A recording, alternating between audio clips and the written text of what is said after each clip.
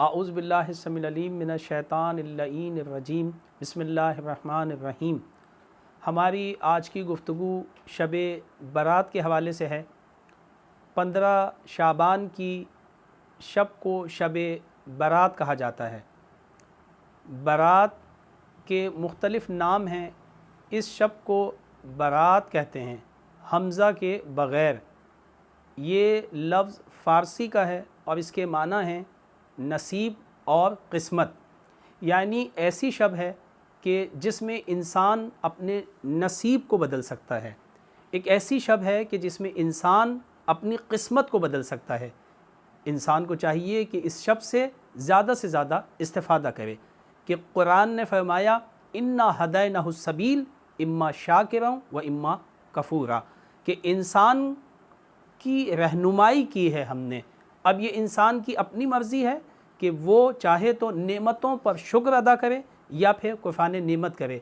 और इससे बड़ा कुफ़ान नेमत क्या होगा कि खुदा ने हमें शब बारात जैसी नेमत दी है और हम उससे इस्तिफ़ादा ना करें, क्योंकि कुरान का काम ये है कि रहनुमाई करे और हमारा काम ये है कि चीज़ों से इस्तिफ़ादा करें और उस दी हुई हिदायत से इस्तिफ़ादा करके अपनी क़िस्मत और अपने नसीब को बदल दें।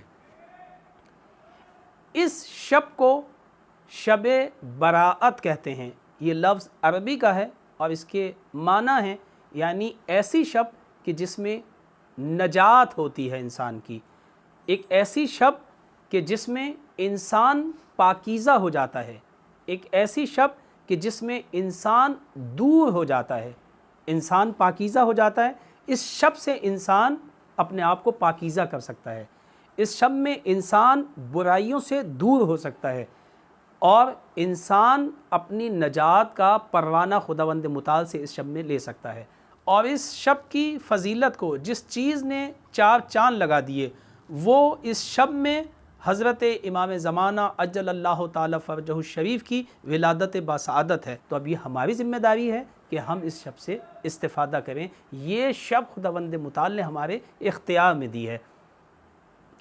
इसी तरह से इस शब को उर्दू में शब बेदारी भी कहते हैं, शब बेदारी भी कहा जाता है, यानी बीदार होने की शब, कि जिसके अंदर इंसान बीदार रहे, जागे।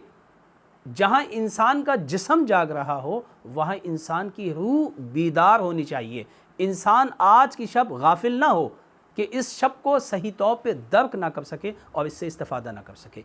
इसलिए इस शब को शब दारी भी कहा जाता है, यानी ऐसी शब जो इंसान को गफलत से निकालती है और खुदा की तरफ मुतवज्जे करती है, ताकि इंसान कसब फैज़ हासिल करे इस शब से और अपनी किस्मत को बदल ले। अब हम बात करते हैं इस शब की फ़जीलत के हवाले से।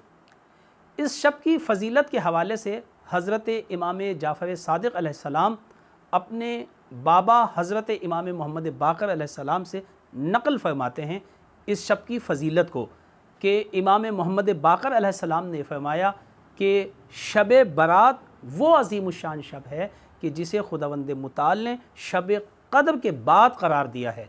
ये शब रहमत है, ये शब मग़फ़िरत है। इंसानों को चाहिए कि कसब फैज़ के लिए, इंसानों को चाहिए कि इस शब में क़ुर्ब इलाही के लिए तलाश करें, कोशिश करें, दुआ करें, इस्तिग़फ़ार करें, क्योंकि इस शब में खुदावंद मुताल ये चाहता है कि इंसान जो भी दुआ उसकी बारगाह में लेके आए, खुदावंद मुताल अपनी रहमत के सदक़े उसकी दुआओं को कबूल करे और उस पे अपनी रहमत का साया कर दे। अब ये हमारी ज़िम्मेदारी है कि हम तलाश करें, कोशिश करें और कसब फैज़ करें, कि कुरान ने फरमाया वलैसा लिल इंसान इल्ला मा सा, इंसान के लिए वही कुछ है जिसकी वो तलाश और कोशिश करता है। तो लिहाजा हम सबको चाहिए कि इस शब से बेहतर अंदाज में इस्तिफ़ादा करें। हम किस तरह से खुदा से करीब हो सकते हैं, हम क्या करें इस शब के अंदर ताकि इस शब की फ़जीलत से और इस शब की बरकतों से हम इस्तिफ़ादा कर सकें। तो मासूमीन अलैहिमुस्सलाम ने इस शब के लिए ख़ास आमाल का तज़किरा किया है। आमाल वो हैं कि जिनके ऊपर, जिनके मुताबिक हम अमल करते हुए इस शब से फैज़ हासिल कर सकते हैं। اور اس شب کے چند اعمال ہیں۔ نمبر 1، اس شب میں ہمیں غسل لینا ہے، اور اگر ممکن ہو سکے تو ہم مغربین کی نماز اس غسل سے ادا کریں۔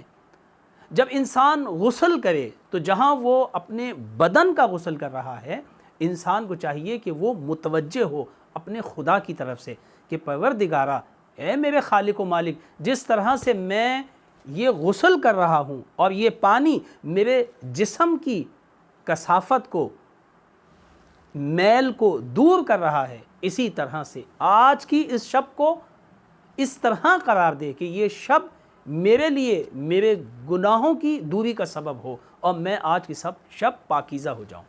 متوجہ رہے، خضوع کے ساتھ، خشوع کے ساتھ جو ہے خداوند متعال کی بارگاہ میں یہ غسل انجام دے کہ میں شب برات کا غسل کرتا ہوں، قربتاً الی اللہ کہے اور پھر غسل کو شروع کرے اور خدا کی طرف متوجہ رہے۔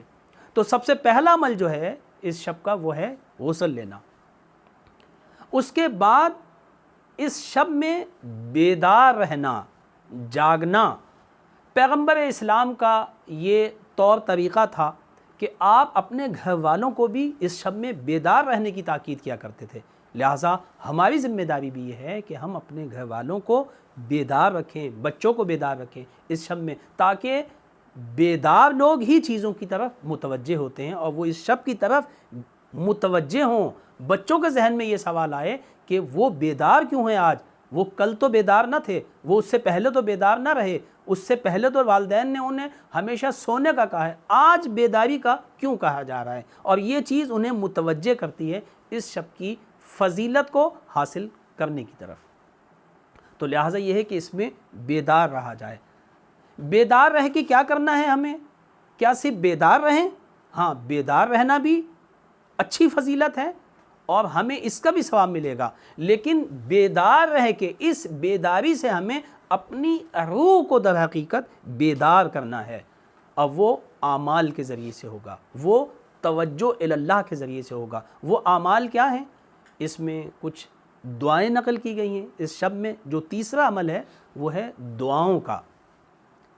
کچھ دعائیں امام صادق علیہ السلام سے نقل کی گئی ہیں، کچھ دعائیں پیغمبر اسلام سے نقل کی گئی ہیں، امام زمانہ کی ایک دعا نقل کی گئی ہے، اور یہ بمنزلہ زیارت امام زمانہ ہے، یہ دعائیں ہیں جو نقل کی گئی ہیں۔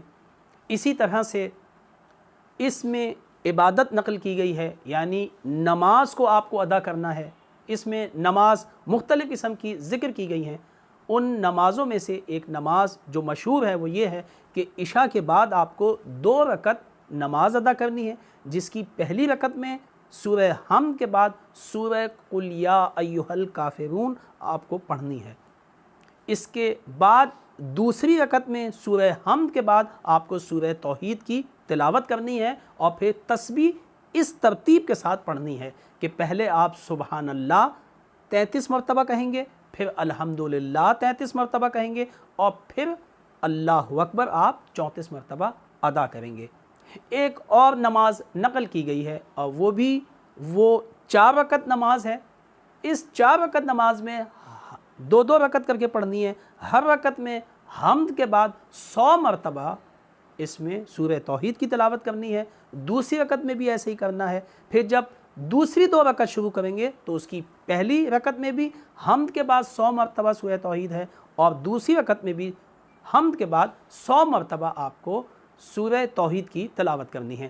معصوم ان نمازوں کے بارے میں یہ فرماتے ہیں کہ جو شخص ان دعاؤں کو انجام دے، ان نمازوں کو پڑھے، تو خداوند متعال اس کے گناہ بخش دے گا اور اس کی دعاؤں کو قبول کرے گا اور اس کی ضرورتوں کو پورا فرمائے گا۔ اس کے علاوہ کچھ تسبیحات ہیں، اذکار ہیں، جیسے مثال کے طور پر سبحان اللہ والحمد للہ واللہ اکبر ولا الہ الا اللہ، یہ تسبیح 100 مرتبہ جو ہے آپ کو پڑھنی ہے۔ اس کے علاوہ زیارات نقل کی گئی ہیں، اور اس میں سب سے بہترین زیارت جو ہے وہ حضرت امام حسین علیہ السلام کی زیارت پڑھنے کی بہت زیادہ فضیلت آج کی شب میں بیان کی گئی ہے۔ معصوم فرماتے ہیں کہ حضرت امام حسین علیہ السلام کی زیارت کی تلاوت کا ثواب حج اور عمرہ کے برابر ہے۔ عزیزان محترم، تو یہ اعمال ہیں، دعائیں ہیں، نمازیں ہیں، اذکار ہیں، زیارت ہے، یہ تمام چیزیں مفاتیح الجنان کے جو محدث قمبی رحمۃ اللہ علیہ کی جو کتاب ہے، جو معروف ہے اور آپ تمام افراد جانتے ہیں، یہ اس کے صفحہ نمبر 297 کے اوپر ساری چیزیں جو ہیں وہ موجود ہیں۔ جو افراد مطالعہ کرنا چاہیں اور مزید معلومات حاصل کرنا چاہیں، وہاں پہ یہ تمام اعمال موجود ہیں۔ خداوند متعال ہم سب کو اس عظیم الشان شب سے صحیح طور پر استفادہ کرنے کی توفیق عطا فرمائے۔ ہمیشہ اس میں اس بات کا خیال رکھیں شب میں کہ آپ کو خدا کی طرف متوجہ رہنا ہے، آپ کو دعائیں پڑھنی نہیں ہیں بلکہ دعائیں مانگنی ہیں۔ آپ صدق دل سے، خلوص کے ساتھ، خضوع کے ساتھ، خشوع کے ساتھ، توجہ کے ساتھ خدا کی طرف جو ہے ان اعمال کو انجام دیں، اور خدا سے ہماری دعا یہی ہے کہ ہم سب کو توجہ کے ساتھ اور خلوص کے ساتھ ان عبادتوں کو انجام دینے کی اور اس شب کو در کرنے کی توفیق عطا فرمائے۔ وآخر دعوانا ان الحمد للہ رب العالمین۔